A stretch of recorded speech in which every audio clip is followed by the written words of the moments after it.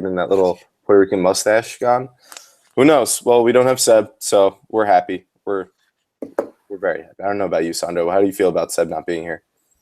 Yeah, I can live without him. All right. Oh, by the way, what? Seb just wants his thoughts to be known. He's hashtag Garcia out. He's hashtag Garcia out. He's fully in. I want to know who he wants in. That's more appealing to me because I think that's hysterical. He seems to be talking about Spalletti, but I don't know if that's who he wants.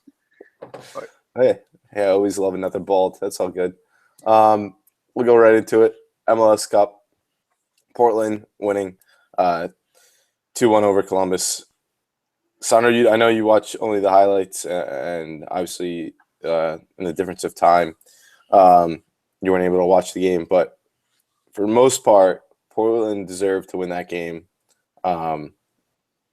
That's the general idea I got from watching. But disappointing performance from Columbus, to say the very least. They didn't really come up. They didn't really show up to play. You? What did you see? Well, first off, I just want to say I nailed the score on that. Portland 2-1, so thank you. I mean, obviously it was an entertaining game, which is what we want to see in a final. Controversy about Portland's second goal with the ball going over the line and not being called, but you play the whistle, right? So, I mean, I love that by Nagby. That was awesome. He played that off so cool. He was like, screw you. He just dribbled it. I loved it. Yeah. So, I mean, I think overall the match was good for the MLS.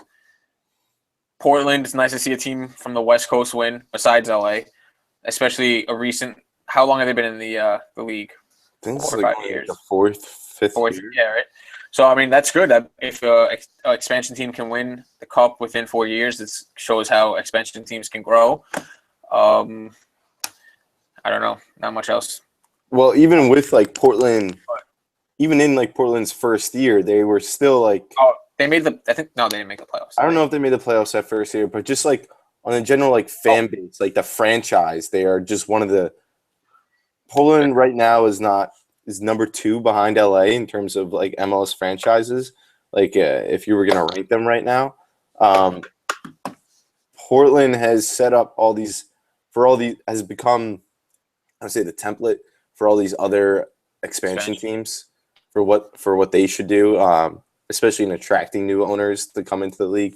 But the game in general, aside from what the Timbers have done with Caleb Porter and that fan base, the game in general, I love having Nagby and Valeri right next to each other in the center of the pitch instead of having Nagby out wide on the right. I think it gives them a better game flow.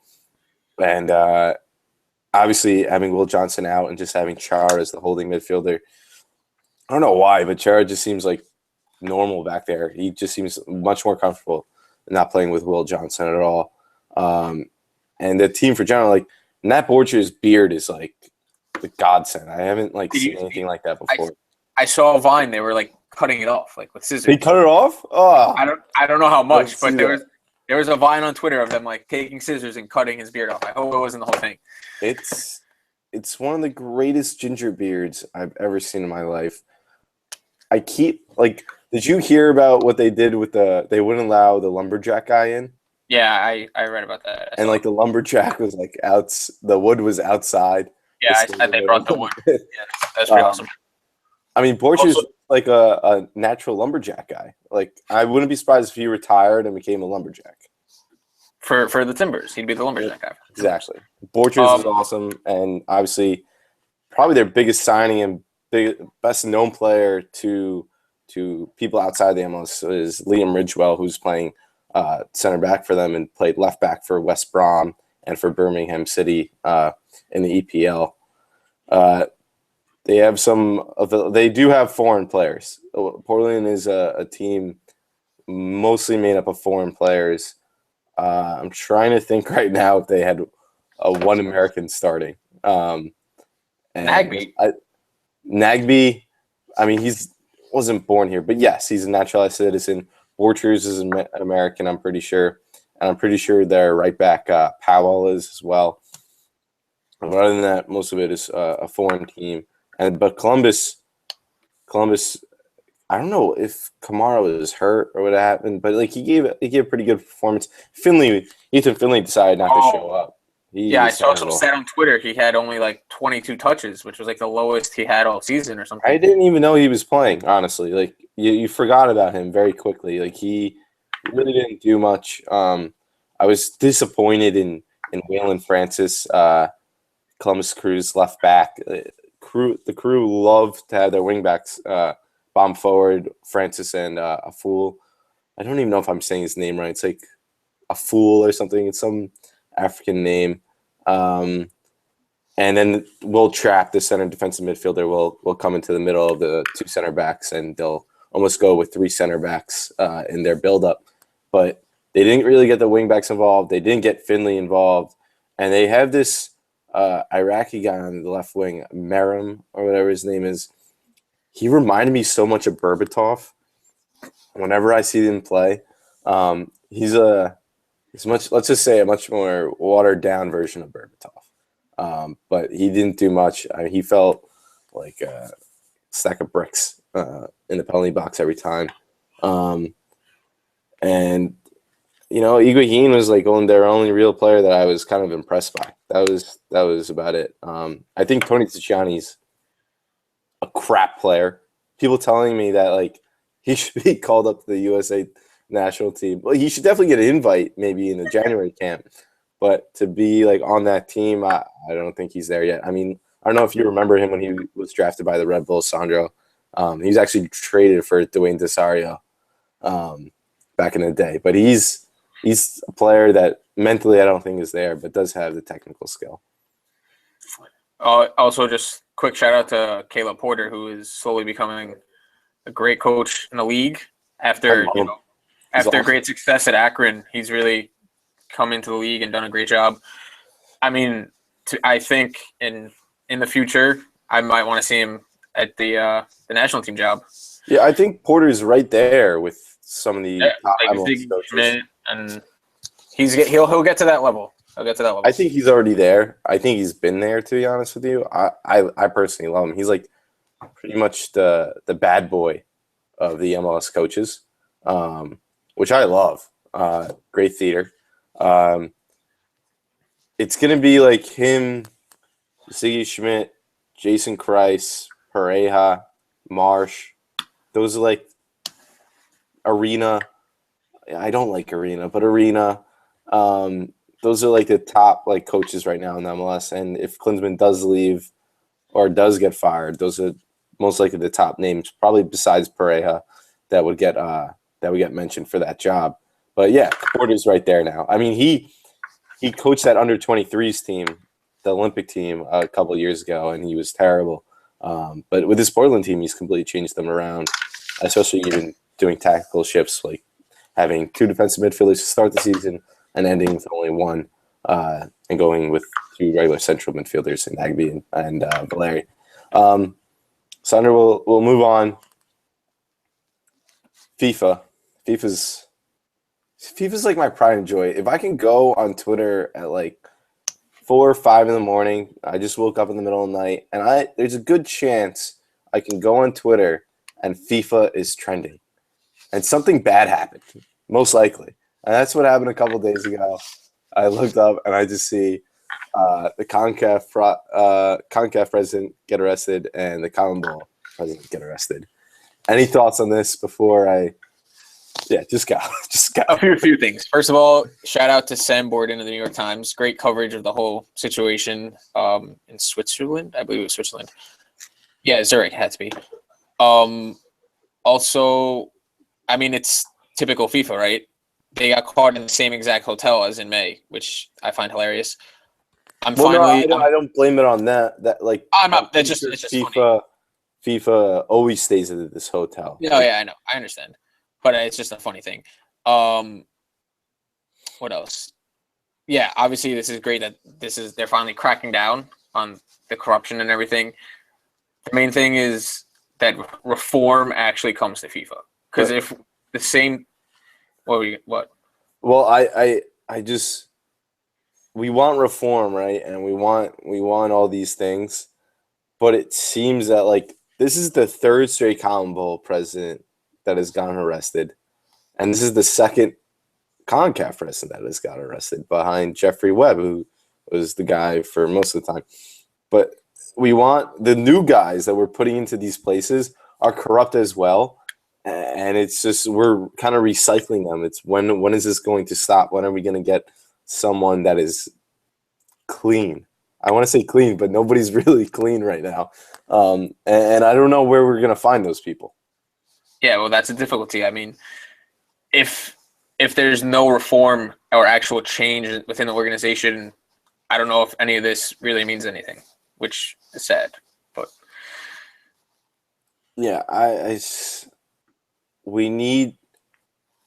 I mean, I don't want to get so political on here, but like, there needs to be checks and balances within FIFA, and right now, because there's so many different moving parts within FIFA with all these different federations, there's no one actually checking FIFA in Zurich and Switzerland. They're not checking these little federations around the world. I mean, granted, there are a lot of them.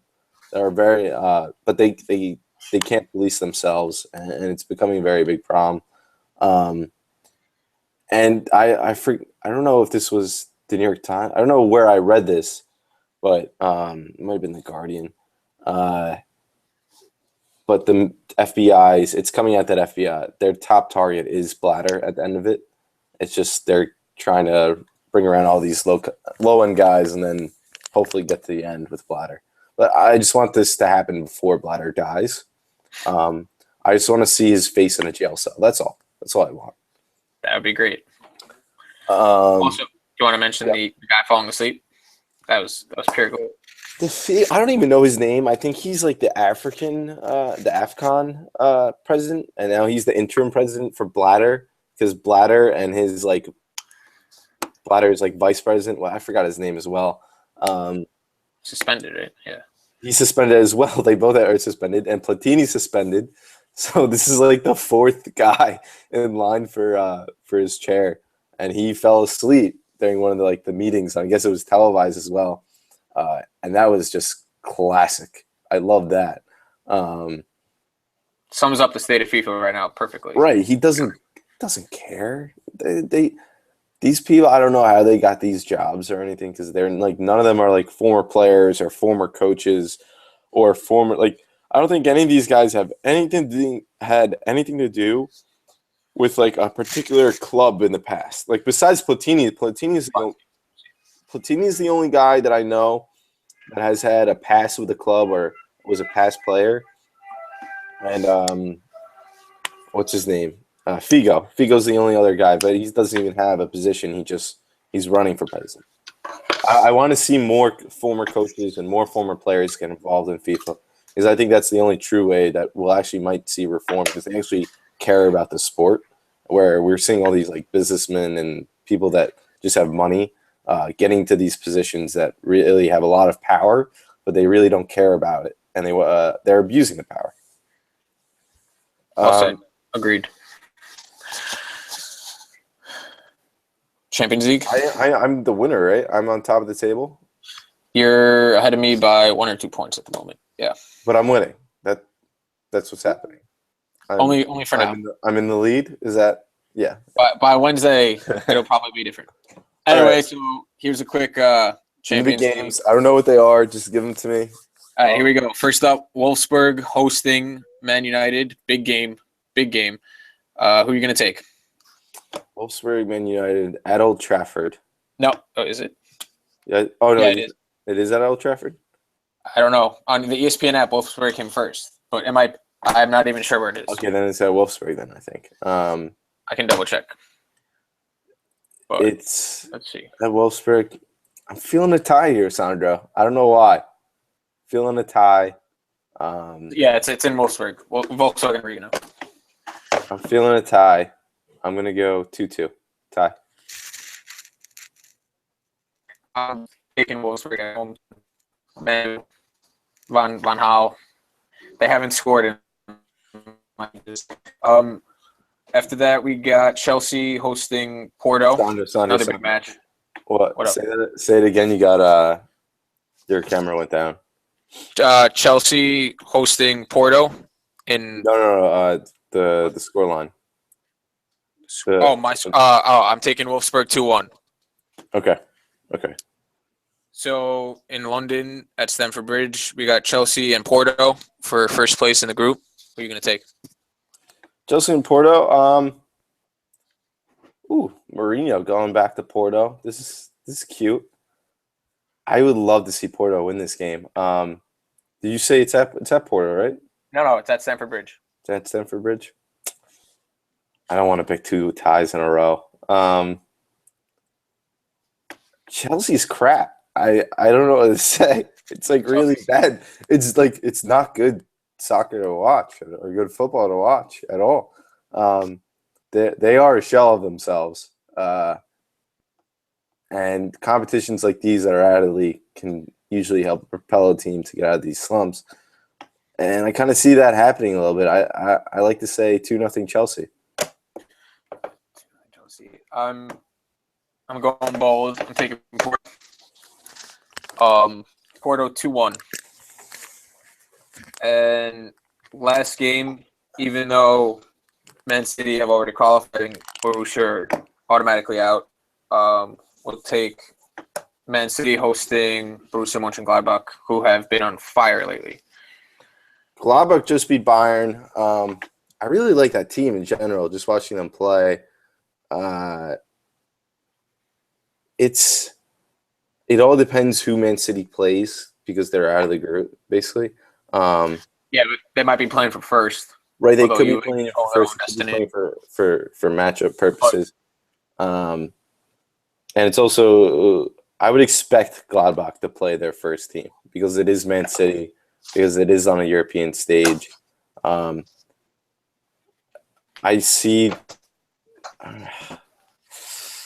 think Man City's going to go for it, so I'm gonna say a tie, 1-1. Taking 1-1. Yep.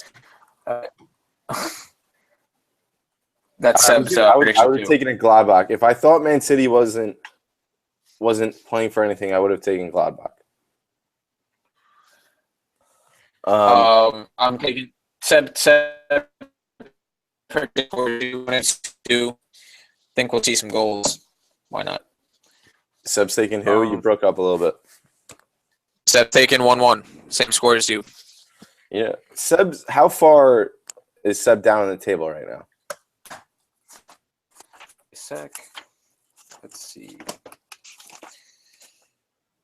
He's 7 points off of you. 5 points off of me. All right. Well, Seb, clearly, we should have done a Sacco. I don't know why we didn't. By the end of the season, we should have done so. We'll discuss this with Seb later. But we might have to introduce a Sacco award because I think Seb's going to come to last place, and I can't wait to see it. It'd be a great thing to see. Let's just say that. Should be fun. Anything else, Sandro? Serie A, Inter top of the table after Napoli lost to Bologna, and Fiorentina beat Udinese 3-0 to move back into 7th place, which I wrote about if you want to check out the blog. So basically it. All right. Well, hold on.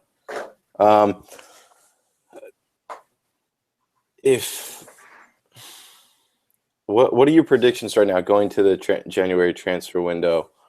Do we see Fiorentina making additions? Well, I actually today Giuseppe Rossi might be handing in a transfer request or a loan move so we can get some time once the Euro Italy team for Euro 20 the Euro 20. I think they're all at up top, to be honest. Maybe a reinforcement in the midfield or in the back, but I don't see any major signing, to be honest. Because Delavalle has said that they're looking. I see this team and I'm like, I think they need one more guy to really put them over the hump. And if we can actually I mean, do we really see them as title contenders? Do we really see them as taking that next step and actually competing for the title this year? Is my real point. Personally, it's still a little hard to tell, especially to see if they advance in the Europa League, which they play on Thursday night. The way Sousa has them playing, I'm gonna say yes, especially the competitiveness of the league this year. Bora Valero said today that Fiorentina are playing the best football in Italy, and I mean them and Napoli. I'd probably agree with that. So the question is, if they can keep the way they're playing, like, they can be consistent like this. I think they'll be top 3. All right. Well, we'll leave it at that. For me and Sandro, and no Seb. Goodbye, Canada. Have a good one. We'll see you on Wednesday.